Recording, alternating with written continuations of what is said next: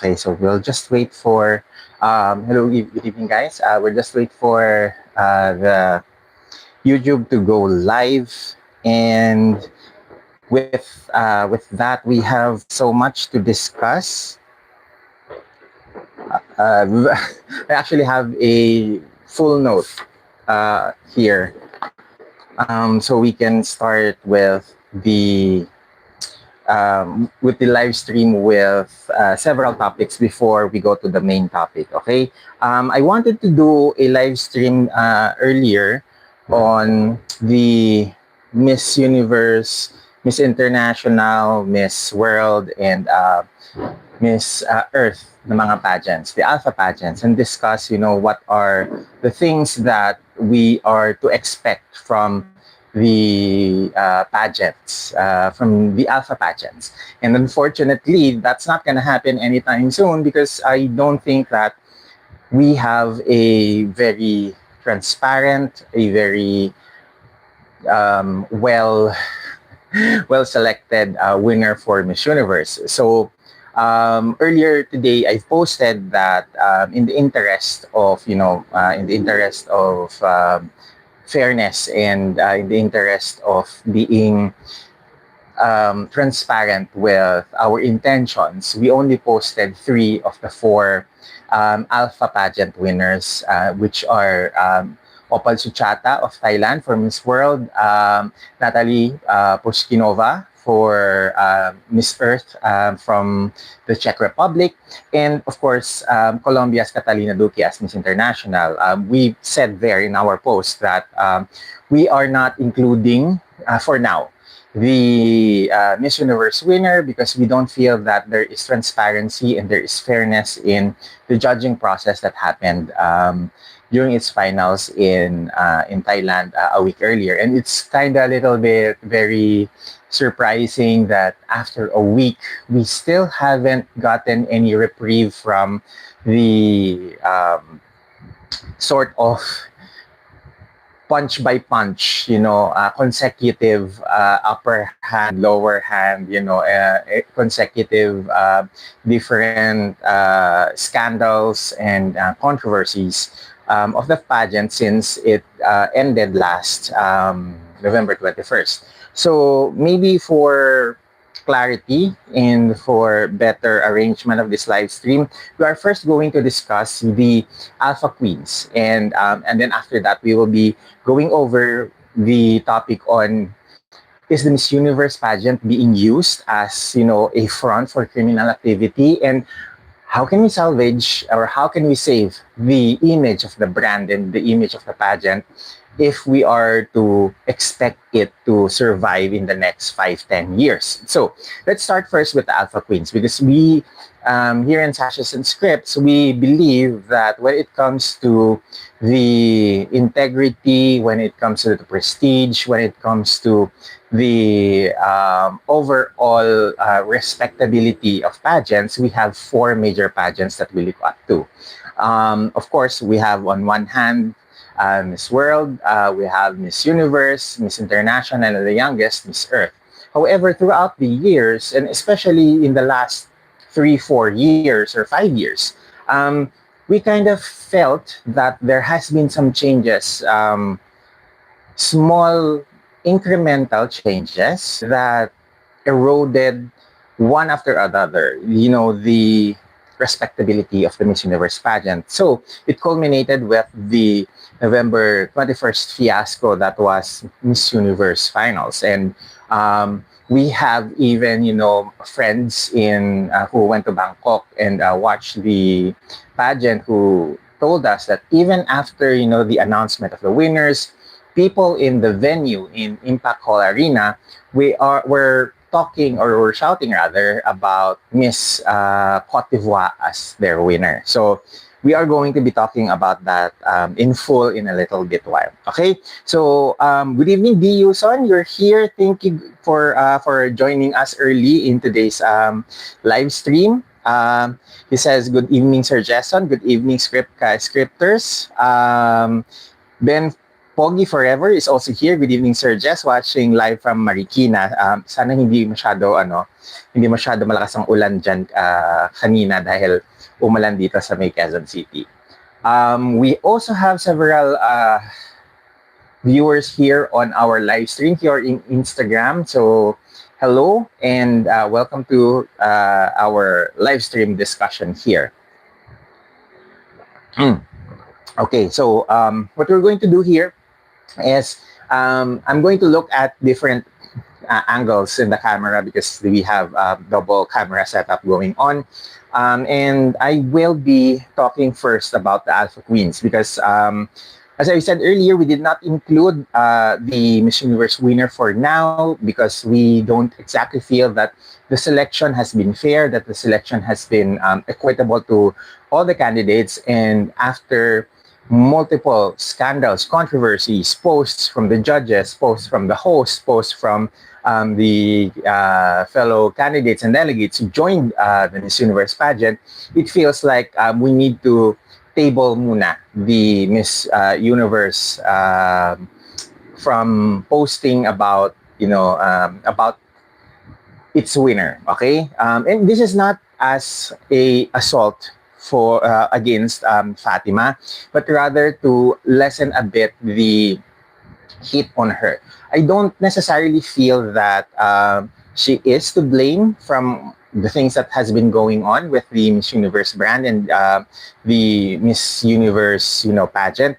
However, when you talk about the Miss Universe competition, it is very difficult to separate her away from the fan sentiments and the current mood surrounding the pageant. Okay, so first, I wanted to talk about the three winners, the three alpha winners, because so far with Opal Suchata of Thailand, being crowned earlier in the pageant season, in the pageant calendar, she has gone to a lot of public appearances, charity works. That really is the ethos of the Miss Universe brand, Miss World brand rather.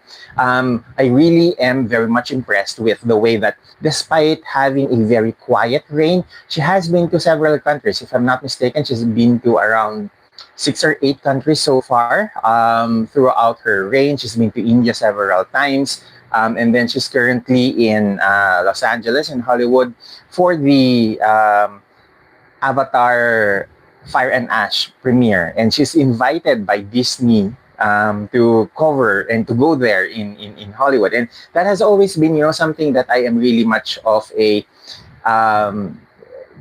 fan of the post-pageant career of Miss World winners because, for example, you have Lisa Hanna who won who won Miss Universe in South Africa in Sun City, South Africa in 1993.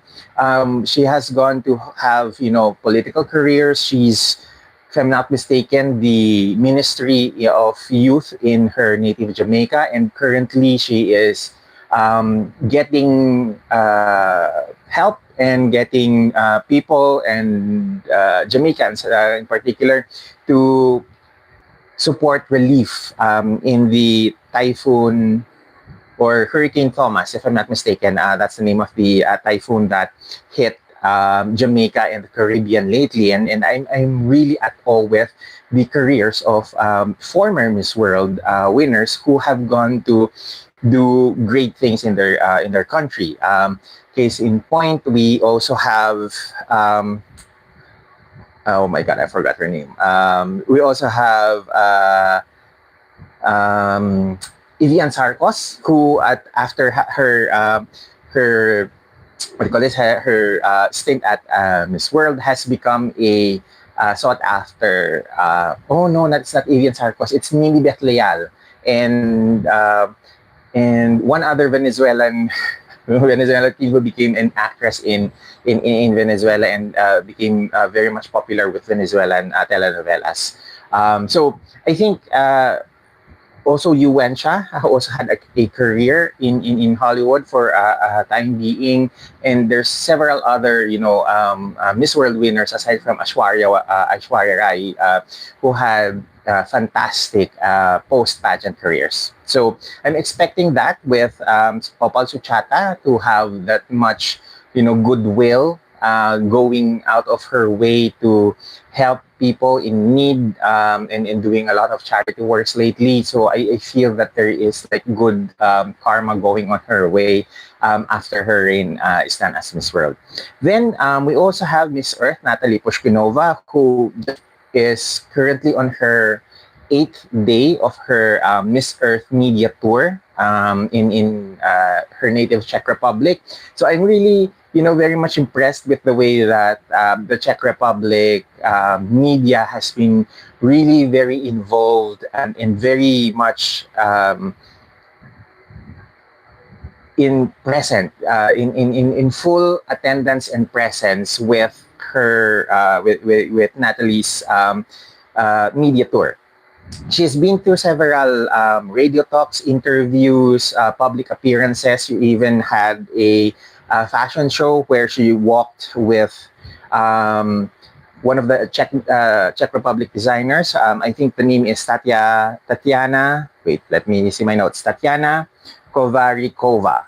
And she was one of the models who walked the fashion show. When she arrived in Czech Republic from the Philippines, and wearing her her sash and crown, she was welcomed with so much aplomb. She was given a queen's welcome reception, and we're kind of impressed with the way that the other alpha pageant winners has become a bit more of celebrities in their native countries. So, with regards to Miss International, Catalina Duque, she's still having the Miss International tour in Japan with the rest of her court. If you haven't seen much of the Miss International Instagram stories, I suggest you go and check that out. You can see the girls are having fun.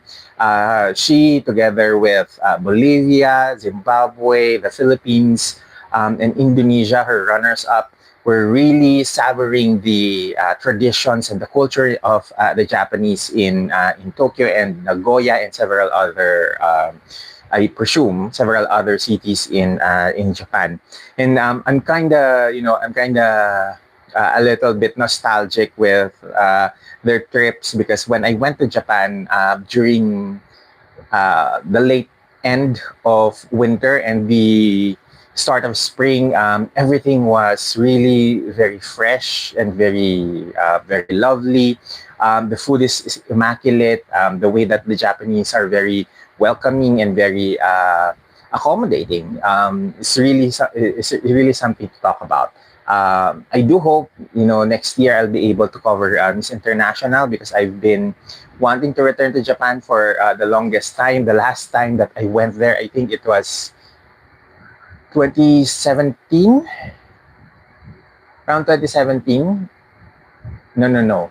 Around 2017, and it was really a great experience. So there, I kind of am jumping here and there with my topics, but I wanted to go first with the Alpha Pageant winners, and so far what they've been doing in their reigns, and I'm kind of hoping that as we get to know more of the ladies, we are able to really support them, because I think that more than the pageant finals, they need a more established following, so that they can really give us a glimpse on what happens throughout their reign, what happens in their wonderful careers during the reign. So that's what we are hoping for these three girls. So now we go to the topic that is heavy to discuss, okay? Because to be honest, I am a bit apprehensive in discussing this topic, because one, all of these allegations are still fresh, and there's still no end to it. I don't see an end to it so far. I think there are still going to be more ongoing issues that will pop up every now and then.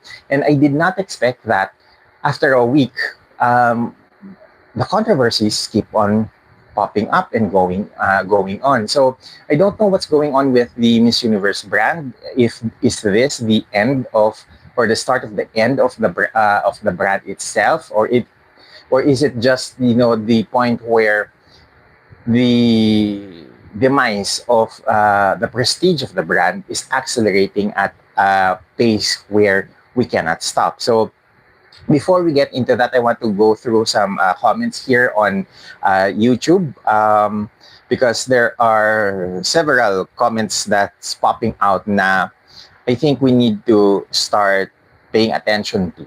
Okay, before it gets piled up. Okay. Ooh. Ben Foggy Forever says, this is not about Fatima. Sorry, where is it? Okay, there. This is not about Fatima Bosch per se, but it is about the way that she was selected to win. I honestly do not recommend that Fatima set foot anywhere abroad, at least for now. Okay, so let's start first with the first sentence, because yes, I agree. This is not about Fatima, but the way that the Miss Universe selected a winner that majority of the fans do not necessarily feel reflects the kind of winner that we expect in terms of performance, in terms of intelligence, in terms of communication skill, because there are several other girls who really gave very strong answers in the two rounds of the competition, who gave really spectacular performances in the swimsuit rounds, in their choreography, in the way that they did their twirls, they did their poses, the way that their faces and their facial expressions change in the competition. I think that there are several girls, aside from the Philippines, from Cote d'Ivoire, from the likes of Guadeloupe and Puerto Rico, and Yamilex, Miss Universe Latina, who really gave strong performances and really strong pasarela during the finals of the competition. So yes, I agree. It's about the way that she was selected, having the weakest Q&A, one of the less spectacular pasarela. She did not necessarily give us the kind of strong competitive performance that we expect, because again, we look into the Miss Universe pageant in. Okay, you have Catriona there. You have Stephanie of Venezuela in the top three, and then you have Tamrin Green of South Africa. You have Kiara Lee's. Oh my God, I forgot her last name. Kiara Lee's something of Puerto Rico, and of course Henny of Vietnam, who really gave strong performances at the swimsuit and the evening gown rounds, whether it's their walk, whether it's their poses, whether it's their choreography in the way that they walk throughout their entire segment. They were really giving strong looks at every turn. That is not something that I've seen in Fatima. In fact, in the swimsuit round especially, I am really particularly focused on Cote d'Ivoire's Olivia Yase when it comes to performance alone, because her twirl, the way that her legs kind of kicked in during her turn at the swimsuit round. It was really very well choreographed, and it was really very done in such a manner that it was clean, and it was not just clean, it was impeccable. So I do understand, where the sentiments come from. It's not about Fatima, but the way that she was selected as the winner for that night. Now, let's go to the comment here from Ricky Delfin, 7225. He says, isang malaking insulto pag pumunta si Fatima sa Pilipinas. I don't think that it will be an insult to Fatima, but rather it would be an insult to the Philippines that we sent a strong girl in the presence of Atisa, and then despite having stronger pasarela, stronger, facial expressions during the swimsuit and the evening rounds, especially on the evening rounds, and stronger message and stronger delivery of message. Um, it kind of felt like it is a slap to the Philippine pageant fandom that we sent a stronger girl as compared to the winner, and then she was only rewarded a low end of the runner-up position. So that's something that needs to be neurologically aligned because it does not it does not compute, it does not calculate well. Um, there's a comment here from Ben Pogi Forever. He says, kawawa po si Fatima sa mga bashers at bullying, which is something that she does not deserve dahil hindi naman siya ang may gawa or pumaraan sa pagkawagi niya. Mm. That is something I kind of agree. Hindi naman niya kasalanan. Hindi naman talaga niya kasalanan na sa kanya napupunta ngayon rather, yung inis, yung yung matinding emosyon ng mga fans kasi wala silang mapagbubutongan ng sakit ng or sama ng loob bukod sa kanya, because for me I think it still goes back to the leadership and the people who manages the pageant, not just the judges, because I feel the judges were just being used as pawns, as chess pieces in the entire orchestrated game. I feel that the flack should return to the people who are heading the pageant, the people who are the ones that are responsible for not having an auditor, not having a certified third party to audit, check, and to make sure that the results are as respectful, honest, with integrity as it should have been, as compared to the previous years. Because honestly, this is all the fault of the people behind the scenes. And I think Fatima having to bear the brunt of all of these negative, emotions and feelings from pageant fans, it is not fair. Yes, I agree. But there is no other person, I think, right now that the fans would be able to fling all of these negative emotions on, especially with you know uh, how people behind the scenes are having troubles themselves. So we'll talk about that a little bit later. Okay, let's go through some of the comments here. Pedro Ray. Uh, Okay, Pedro Reynan Tel Reyes says, Miss Mexico's swimsuit pasarela is called the Balot Vendor Walk.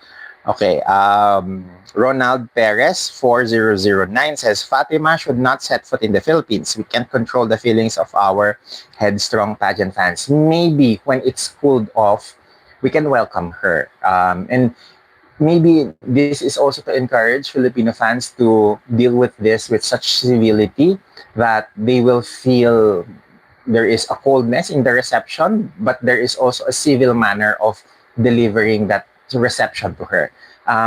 Or perhaps, better yet, not invite her at all to come here unless it is something that the sponsors truly want, or the people behind the scenes, like let's say Olivia Kido of the Miss Universe Skincare would sponsor and bring her here. Then there's nothing else that we can do about that. I think the best way that we can do if she does come here to the Philippines is just to be civil and to be respectful.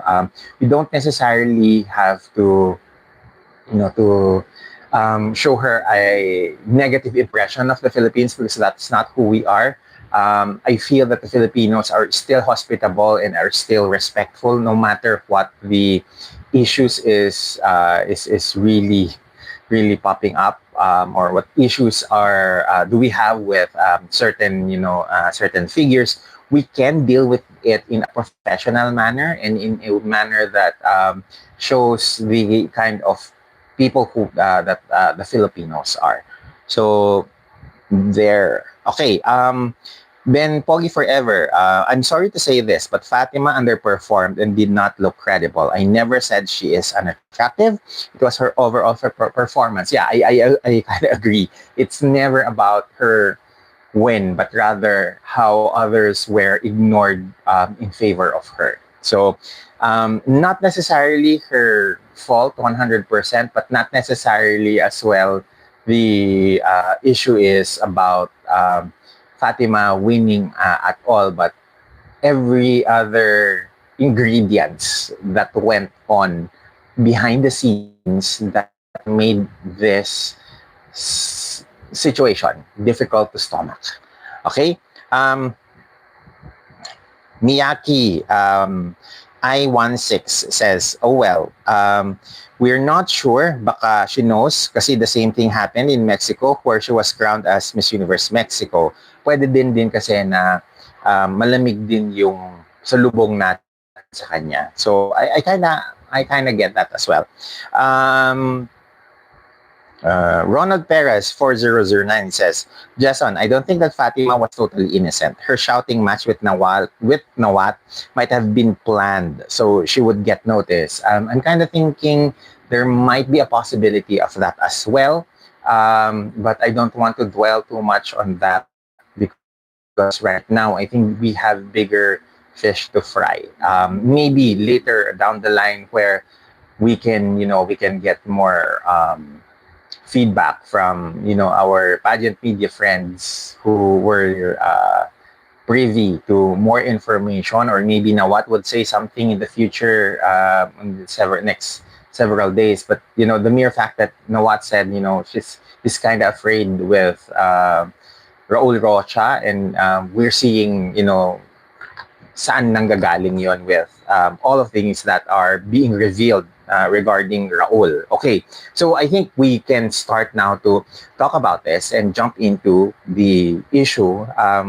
How and if the Miss Universe is being used as a front for criminal activities, because Raul Rocha right now is involved allegedly with weapons and arms trafficking, with fuel trafficking, with drug trafficking, and then in several newer reports from Mexican TV and media outlets, they're saying that it might even include tax evasion and money laundering. So it now links together and makes sense that Raul Rocha is very much concerned and very much passionate when he was explaining in an interview that Olivia Yashe has only can only travel to this much number of countries, and she needs visa for 175 countries if she ever becomes Miss Universe. So that's going to be, he said that that's going to be a challenge. So it now makes sense, because if the Miss Universe travels is being used, to smuggle money, smuggle weapons, smuggle drugs, and to different countries, then it kind of makes it kind of makes sense that he wants a Miss Universe who can travel a lot, because ang dali-dali na magpasok or magsingit ng mga maleta that contains contraband items, that may dalang mga dolyares, mga pera, mga illegal na mga tawag ito, illegal na mga ibiyaheng mga produkto na pwedeng dalhin sa iba't ibang bansa. So it makes sense that when people are saying that he might be concerned with the travel restrictions dahil pwedeng makaudlot yun with his businesses. Um, Parang it all makes sense now kasi parang ay kung yun naman pala yung dahilan kung bakit pinupush niya na itong si Fatima would go into reportedly is planned to visit 50 countries in her reign. It now makes sense why Raul Rocha would want a Miss Universe who can travel a lot. And let's also, review the tape because this does not begin only with Fatima because under Raul Rocha, when he joined Miss Universe, the first winner that was a recipient of all of these travels is, of course, Shanice Palacios. Shanice traveled to 31 countries during her reign.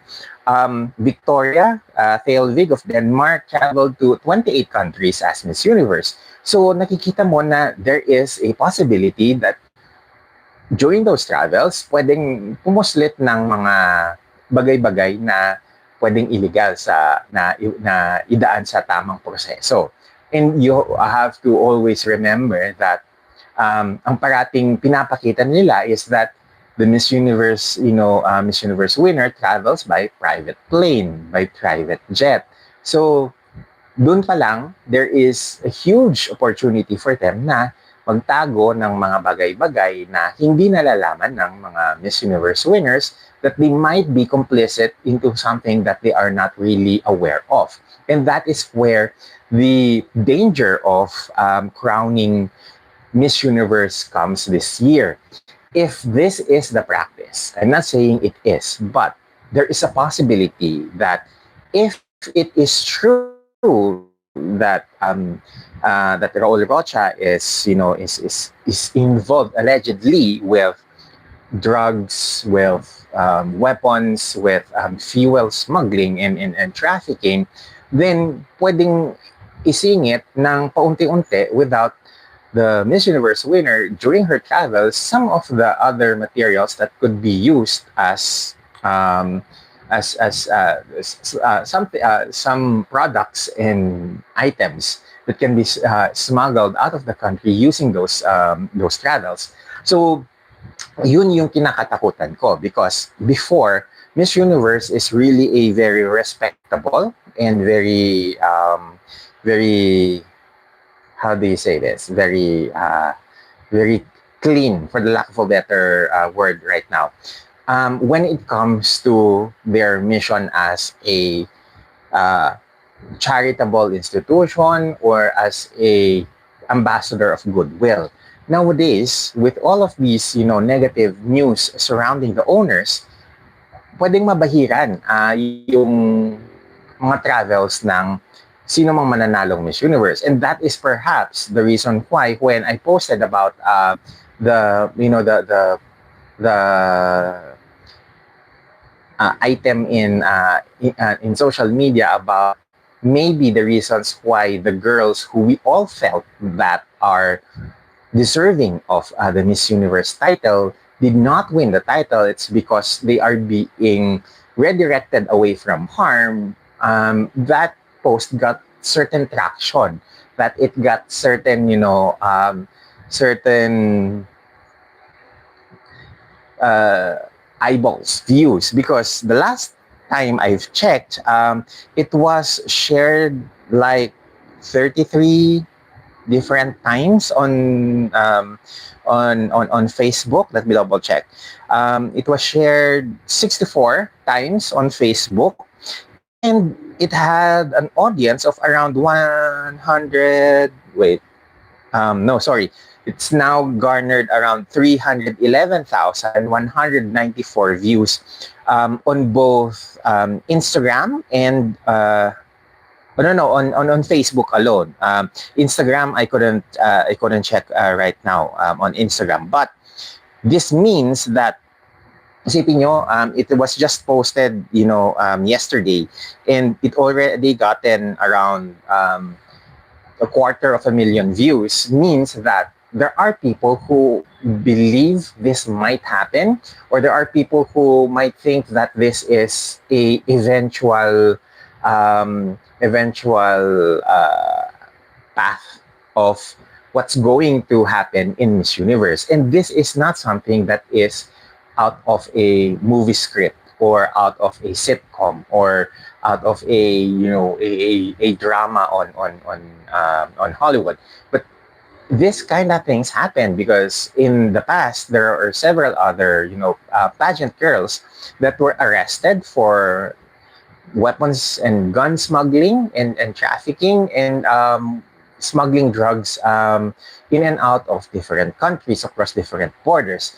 So this is now becoming a reality that might happen at Miss Universe, because even if the Miss Universe winner is unaware of all of these things, but it is used by the organization and cartels that might have connections within the pageant and the pageant owners, this could possibly impact the respectability and the image of the Miss Universe brand. That is why it is kind of dangerous that we do not talk about this, because if this is a potential or this is something close or nearing to the Miss Universe brand and could damage not only the reputation but the entire pageant system as a whole, then we have to be very vocal about it, that we need more transparency in the leadership. We need people with integrity to run the Miss Universe pageant and to own the Miss Universe pageant. According to reports, Raul Rocha was revoked for his honorary consul honors by the Guatemalan government because of the ongoing criminal investigations by Mexican authorities. Meaning, he has a honorary consul. Hindi siya traditional na na diplomat, but it is like an honor that is awarded to him by the Guatemalan government, and it was revoked because of itong mga nagsisilitawan na mga issues about his integrity as what do you call this, as a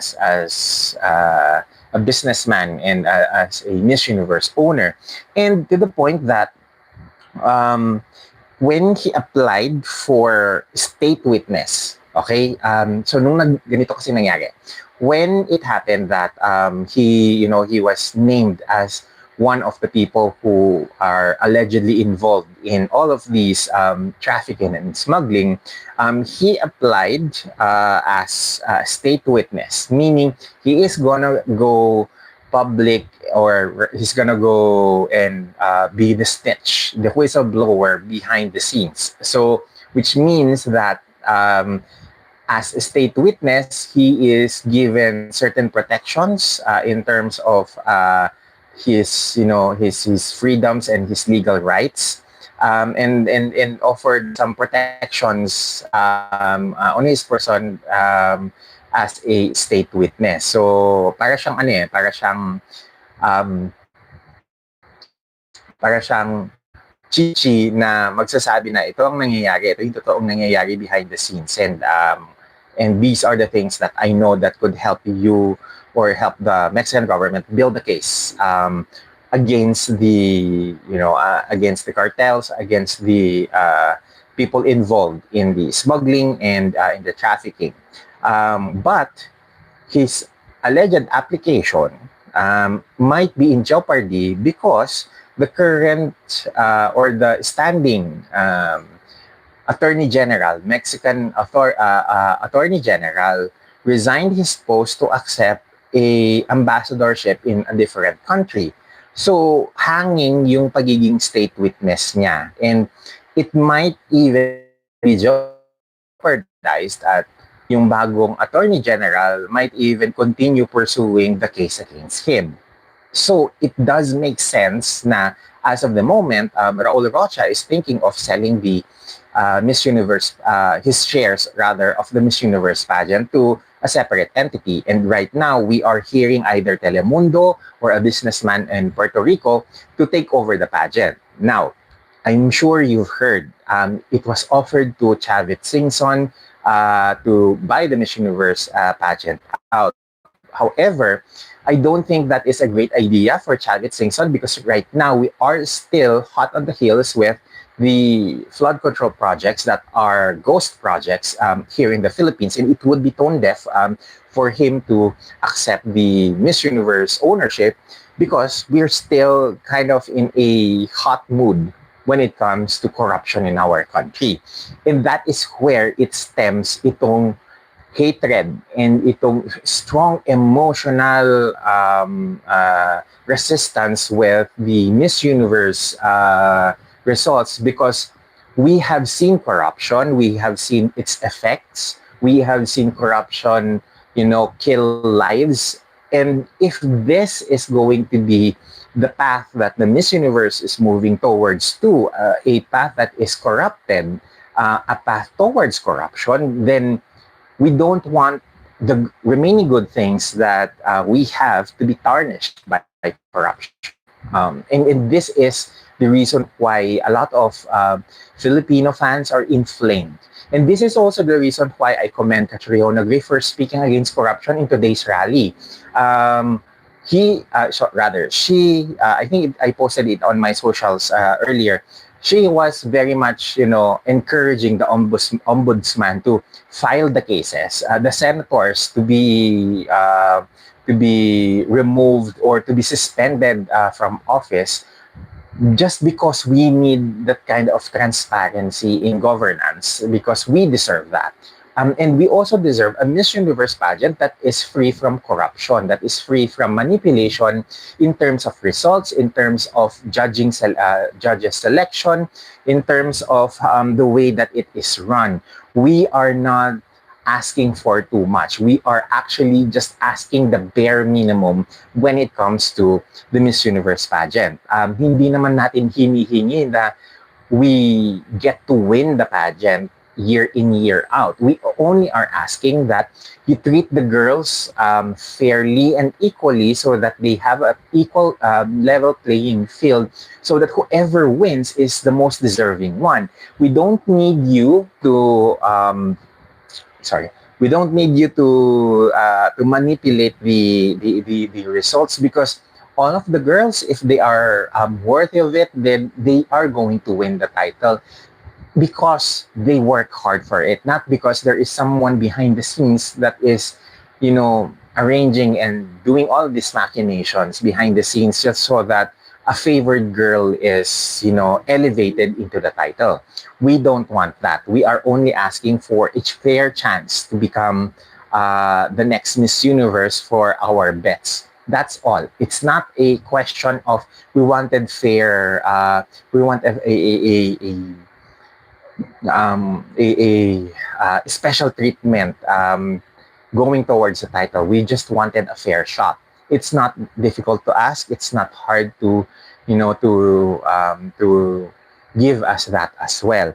That is also the reason why the Miss Universe the Miss Universe pageant is something that we all feel strongly about because for the longest time, we have seen transparency, honesty, and integrity in the pageant because during the 1970s up until the 1990s to the early 2000s, the scores are flashed on screen. So we know if a girl is doing well or is favored by the judges or not.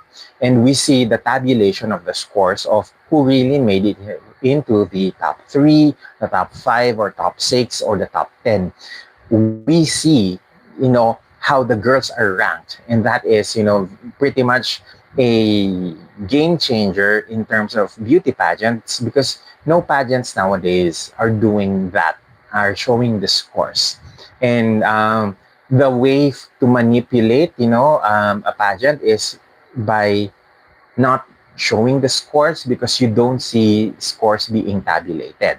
Now, I know that during the preliminary competition, the closer interview of the Miss Universe preliminaries earlier in November happened, and I believe it was Miss Olivia Kido who said that everything is so fast nowadays. The top 30 has been selected because everything is computerized.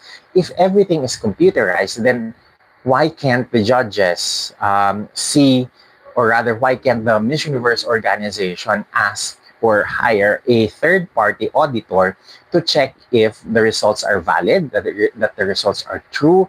And this is, echoed by Miss Universe Natalie Glebova, saying that there were no tabulators that were present during that time, which raises suspicion on what the results actually is. If that is the case, then definitely the results can be tainted. And it is automatically presumed that because there is no tabulator there and we don't know if the envelope is reflecting the actual votes of the judges, we can assume that there is some manipulation that happened in in those moments between the judges giving their final scores to the time that the envelope has been given to the host and announced and he announced the winners. Okay, let's go over into some of the comments because medyo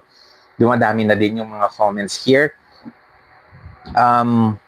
Saan tayo nag-end? Pedro Reynante L. Reyes says, hindi makapagsalita ang mga judges kasi parang may non-disclosure clause sila contract nila. And that is, unfortunately, yes, that happens.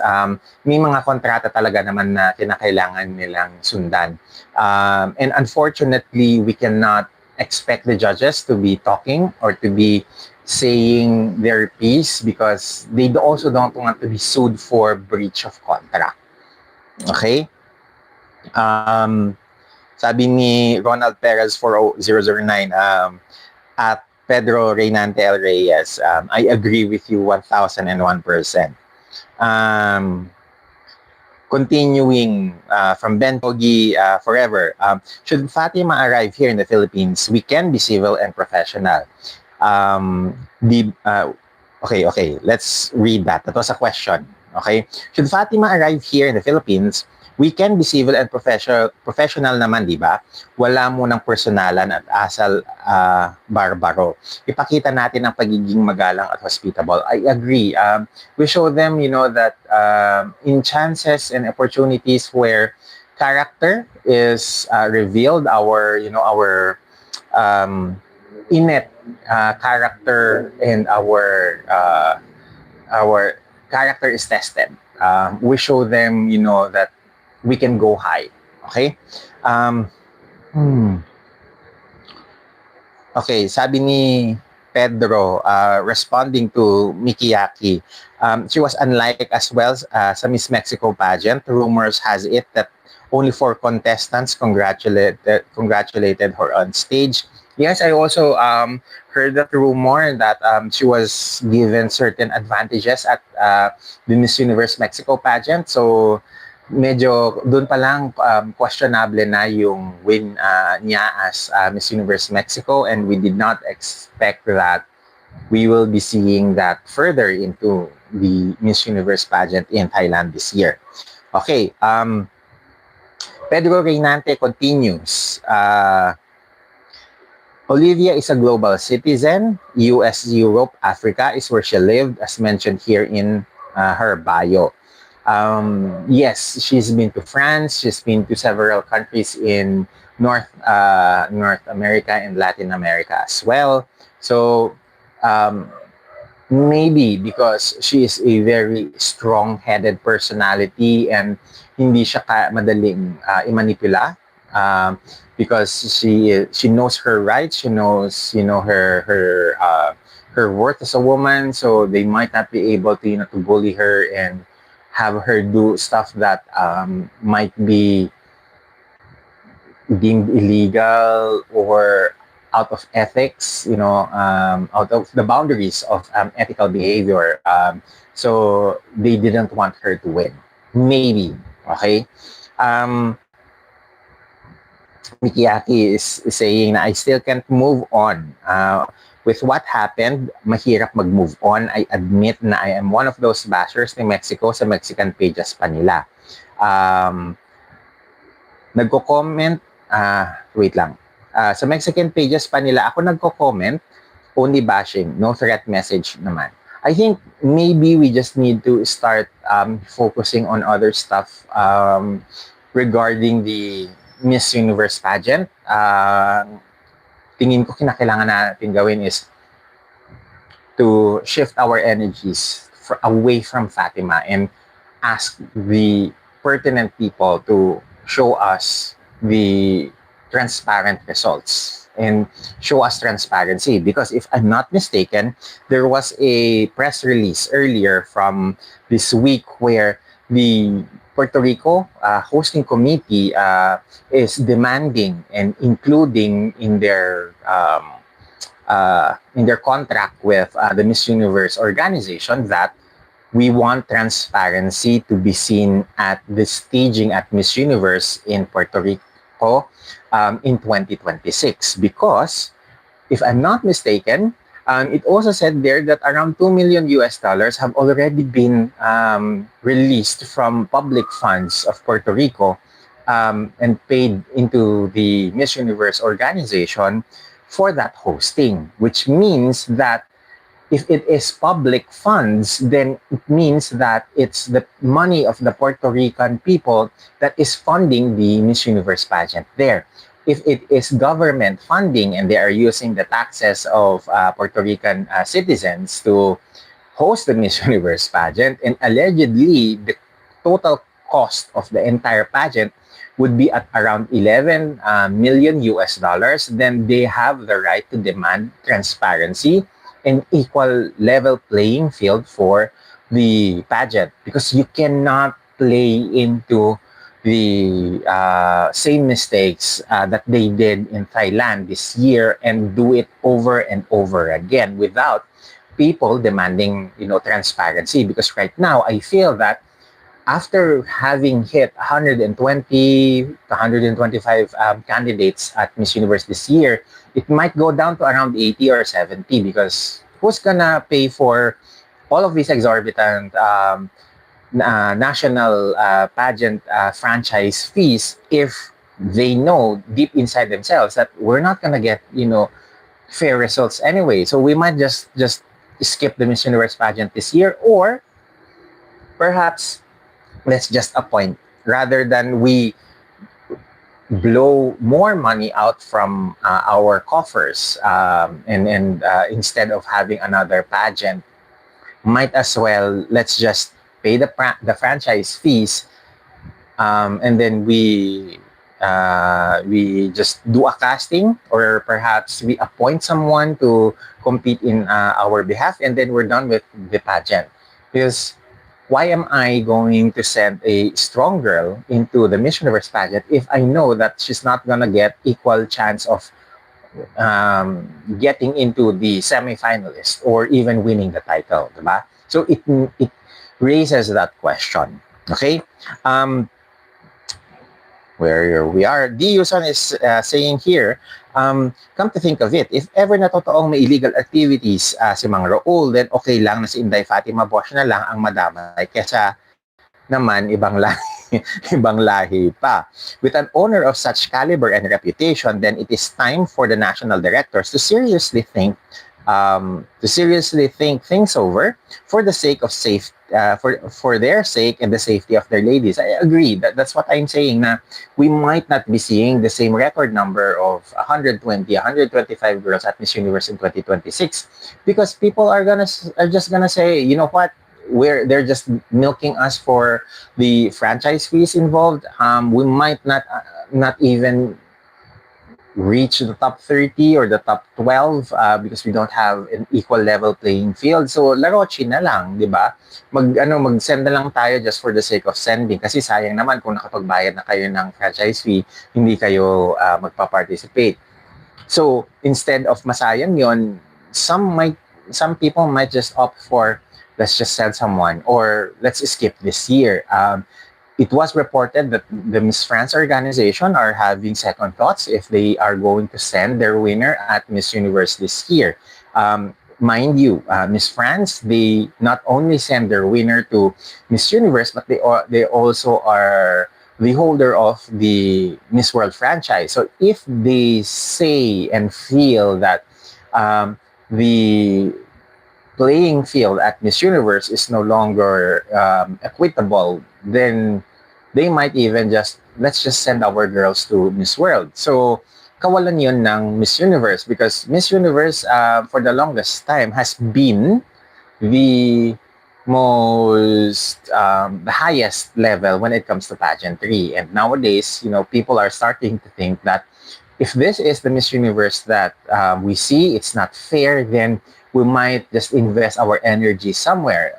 So, we might even see more countries to be involved with the Miss Earth pageant, with the Miss International pageant, or the older Miss World pageant, because at least there they would know that they are given equal level playing field in terms of winning the title, and they are not gonna be treated as props on stage to prop up the pre-selected winner by the organization. um, Wait, so there's a comment here from Ben Pogi Forever. Di po ba noong 2024 edition, the ladies hardly ever get to travel? That was already a red flag. It was not like noong 1989, 1993, and 2007. Transparency, equality, and fairness is ironic given what just happened. Yun ang diwa ng MUO pero hindi po nasunod. Okay, so yes, now that you've opened up the discussion on that, let's go over with the rumors in the 2024 pageant in Mexico. That allegedly all of these planned, activities for the candidates did not materialize because there were several instances allegedly that the cartel are waiting for an opportunity to make a mess with the organization and with the pageant. So, it now makes sense kung bakit Miss Panama, Italy Mora, was disqualified from the competition when she left her room to, I don't know, allegedly to meet up with her boyfriend in the hotel or someplace else. Again, if that is how the Miss Universe is playing itself in terms of security, in terms of issues with the cartel, so they cannot leave from the hotel and go anywhere around Mexico City, then you got to seriously evaluate if the owners really are good people, or are they entangled with people in the wrong side of the law, which means that in as much as we want na magkaroon tayo ng maayos na Miss Universe pageant, hindi mangyayari yon dahil meron at merong manggugulo dahil may atraso or may kinalaman ang mga ang mga hindi kanais-nais ng mga tao doon sa mga taong namumuno sa organisasyon. So, we kind of understand now, in hindsight, that the reason why there wasn't much fanfare at the Miss Universe pageant in Mexico last year, it's because they cannot move without having, having to be involved with certain cartel people, allegedly. Okay? So, yun yung lumalabas na mga haka-haka, mga aligasyon na kaya hindi makalabas-labas ang mga candidates ng Miss Universe to move around Mexico and to move around Mexico City was because allegedly hindi daw hindi daw nakikiusap ang pamunuan ng Miss Universe sa mga cartel na gumagala sa lugar na yon, na payagan silang magkaroon ng ng freedom of movement. So these kind of makes things murky, because again, when you have a owner that is embroiled and embattled with these allegations of ties with the cartel. And this is not something na tawag ito na last year lang natin nalaman. But even before, during the announcement by Kun An na kalahati ng Miss Universe ibinenta niya kay Raul, nagkaroon na ng murmurs within the pageant media circle na pwedeng ang perang pinambayad ni Raul Rocha para i-acquire ang Miss Universe pera ng cartel. So yun yung mga rumors that were floating around that we didn't pay attention to because we were operating in the in the idea that maybe people are still inherently good, so we give them the benefit of the doubt. But if this is the case and these are what's going on with these allegations of involvement with drug trafficking and weapons and fuel trafficking, ngayon natin naiisip na okay, baka hindi tama yung yung naging masyado tayong welcoming ng mga tao na gustong mag-invest sa Miss Universe pageant. Okay? Now, I think we have pretty much covered most of the things so far that we wanted to discuss.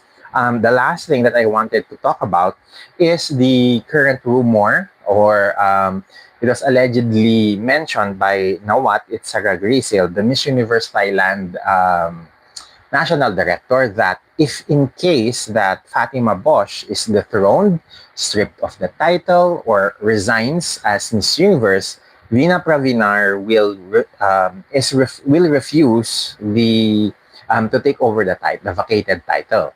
So which means that if in case na mangyari nga ito, sino yung sasalo? And most likely people are pointing, okay, Venezuela's Stephanie Abasali is there to take over, but we're not sure if she's going to take over the title because lumabas din na may mga recordings or may mga usapan according to Omar Harfush na na parang binanggit ni Raul Rocha allegedly that Venezuela can just not win. And we cannot remove the idea that if Miss Universe does not want to crown the girls coming from high-paying countries in terms of franchise fees, then automatically Venezuela, Thailand, and the Philippines, as well as South Africa, allegedly, when it was still handled by the Miss South Africa organization, are four of the countries that pays some of the highest Miss Universe franchise fees. So that in itself, becomes a bit of a conundrum for the pageant, because whoever is Miss Universe, they won't be enjoying the benefits and perks that is afforded to the national director. Dahil whoever wins Miss Universe this year, they won't have to pay the franchise fee for next year. And here's one more thing. Remember yung national director ni Fatima na currently is nasa kulungan dahil sa illegal gambling na issue. If you add that with Raul Rocha and with several other people who have current entanglements with the law, I mean, especially Kun An, na allegedly nagtatago ngayon sa Mexico to avoid, facing the Thai authorities for, for unjust na practices in managing the financial responsibilities of her company to her debtors and investors, then saan tayo pupulitin? Saan pupulitin ng Miss Universe, right? where do we see the Miss Universe pageant when everyone in the organization seems to have entanglements with the law, seems to have issues and cases and warrants. So we need someone who has a sense of right and wrong, someone who would put the organization, the women, first and first and foremost instead of their own personal greed. We need someone with integrity to run the ship, essentially. And ang hirap gawin nun if you still have people like Raul Rocha, Kunan, who are, in essence, the top honchos, the owners of the pageant, and sila yung namamalakad kung paano ginaganap ang Miss Universe. So, ang hirap naman talaga na magtiwala ngayon sa Miss Universe. And I understand the sentiments of all pageant fans because this is not the Miss Universe that we grew up with. This is not the Miss Universe that was full of integrity during the times that it was owned by Donald Trump, by IMG, by Procter and Gamble. Okay, so let's go over some comments, and we're gonna wrap up this conversation in a little while para we focus the remaining conversation on what can save the Miss Universe brand. Okay? Nasa na ba tayo huli?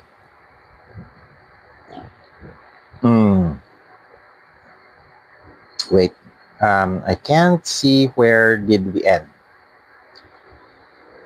I think we ended with Ben Pogi ba o si D?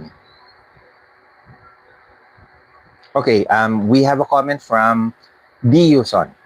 Sabi niya, wishful thinking lang. Since Miss U started out as a swimsuit competition of some sort, I hope Ben Chan of Bench would consider buying the pageant. I kind of thought that would be a possibility, but perhaps maybe they might end up with, start with something small, maybe own the Miss Universe Philippines franchise muna before we go that far. Simply because hindi ganun kadali yung pag-own ng pageant. It is a very demanding, heavy work. But no doubt, I think Ben Chan would be able to handle that. But with so much on his table and on his plate right now, I mean, Ternocon is under him. The Best Fashion Awards is also under him.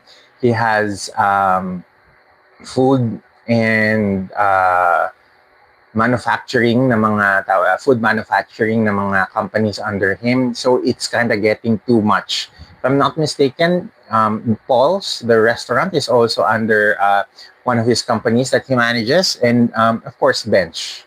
And Bench itself has so many events that is happening every year. You have the Bench Fashion Week twice a year, and then you also have the annual Bench Body Fashion Show.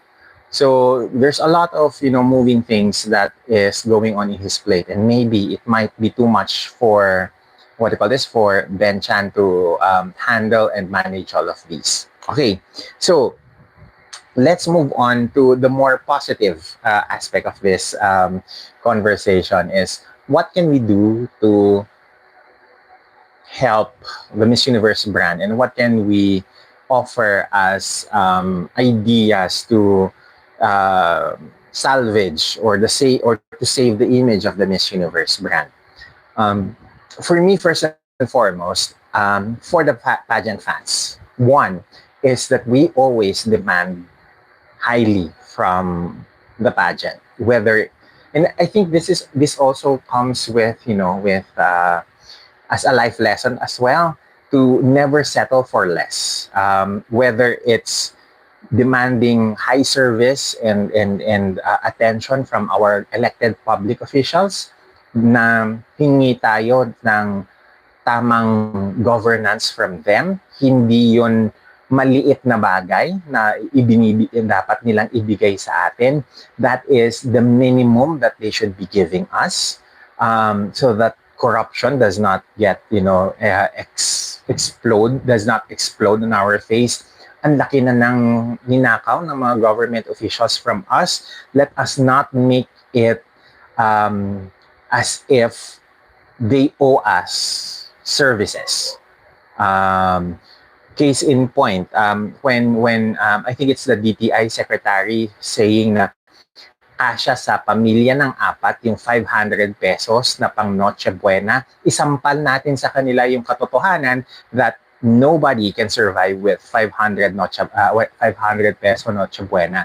You can buy the ingredients, but you're not gonna necessarily cook them and make a meal out of them because kulang yon.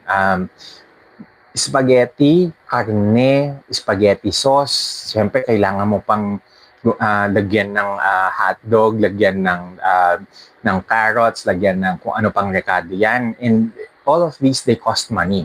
So we also apply that to the Miss Universe pageant where we demand, transparency, we demand high service from them because the Miss Universe pageant that was held in Mexico was poorly done. The production was subpar. It was not as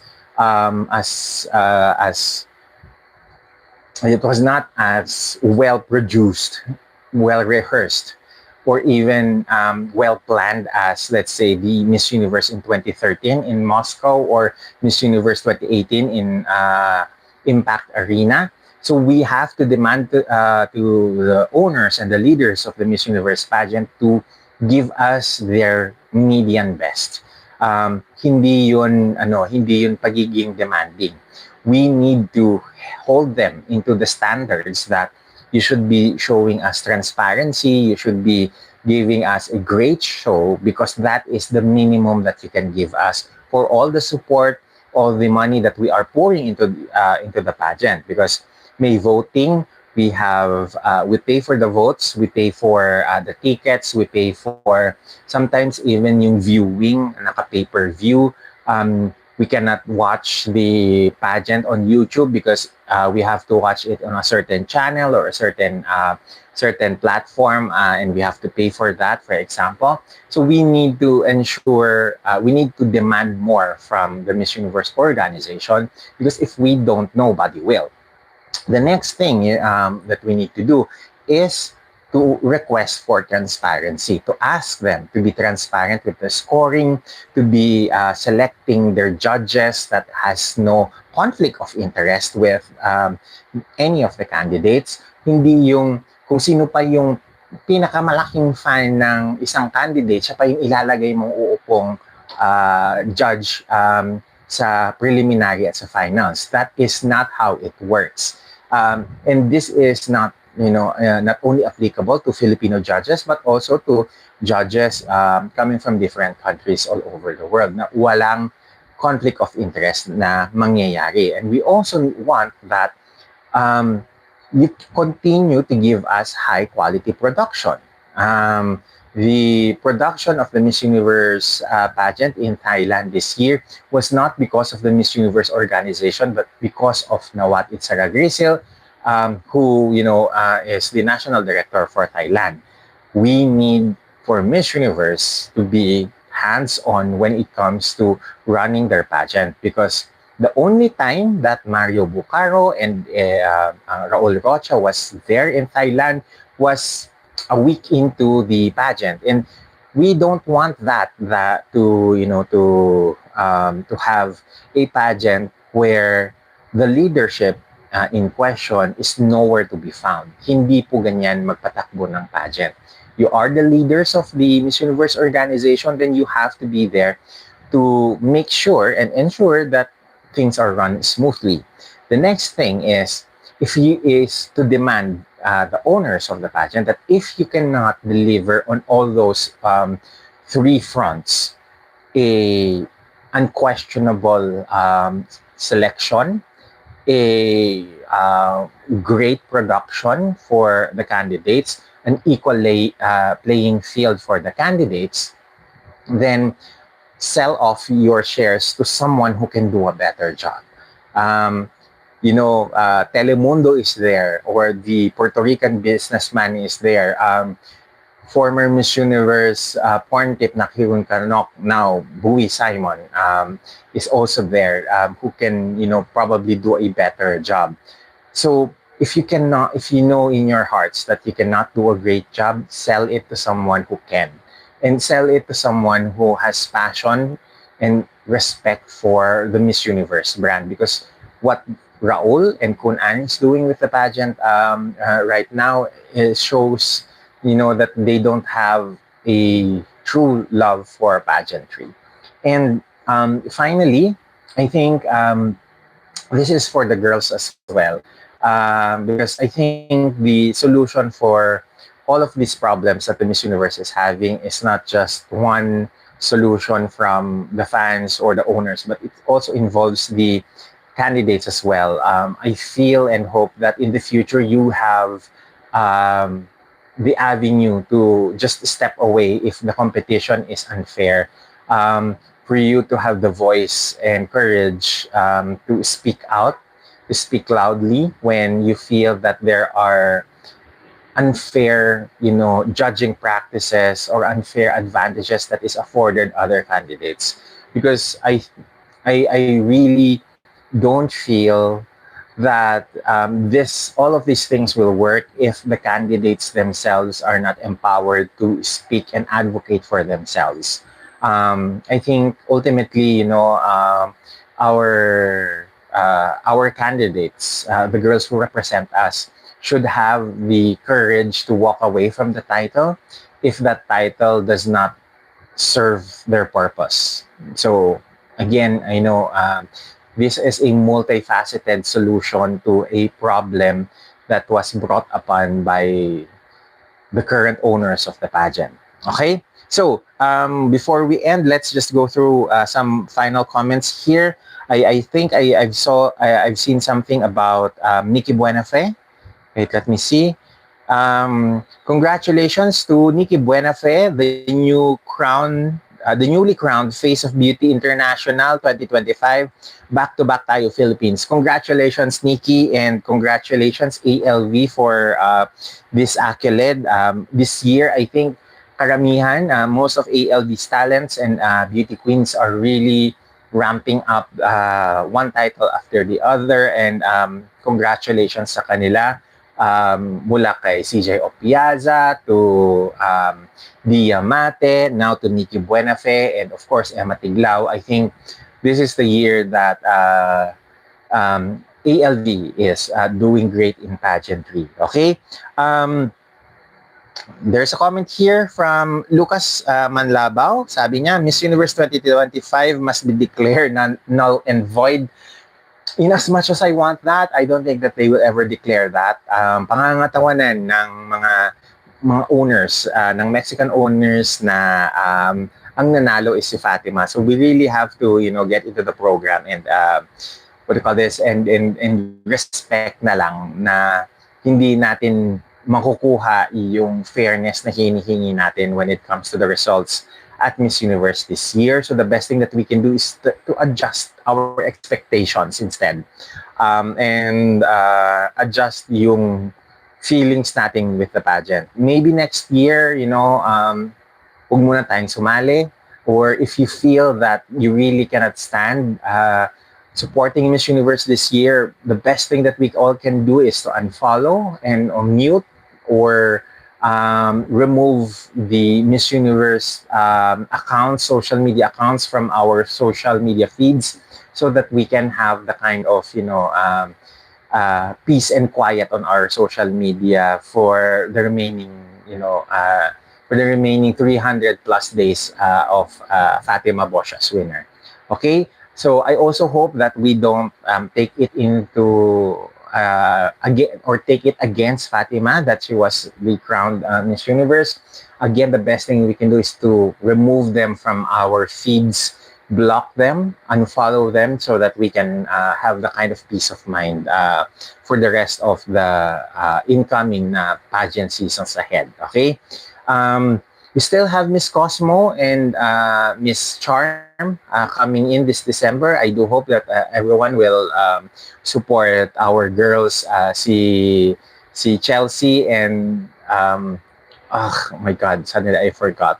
Uh, Sino yung rap natin sa sa Miss Charm? Natenga na kasi masyado si Miss Charm Philippines na naging forgettable na yung pageant itself. So I am hoping na we still continue to support Cyril and Chelsea in Miss Cosmo and Miss Charm this year. Okay, that's it, guys. Please, before we leave, please leave a thumbs up in our live stream here on YouTube and follow us here on Instagram or subscribe to us on our YouTube channel so that we can offer you more of these, intelligent conversations in pageantry and in fashion. Okay, so hopefully by December, by tomorrow, we can all reset, start looking at our horoscope for the year 2026 because I think 2026 is going to be a very interesting year. For those like me, na year of the rooster, year of the metal rooster, um, the 2026 year is going to be a year of transformation. So let's see what 2026 is gonna bring us in terms of career, in terms of our community here in Sashes and Scripts. So that's it, guys. Thank you very much for joining us, and I hope to see you again soon. Bye, everyone. Okay. Ayaw pa niyang mag-end. Bakit? Wait. Sandali lang. Ayaw pang mag-end ng ating YouTube. Okay, let's try that.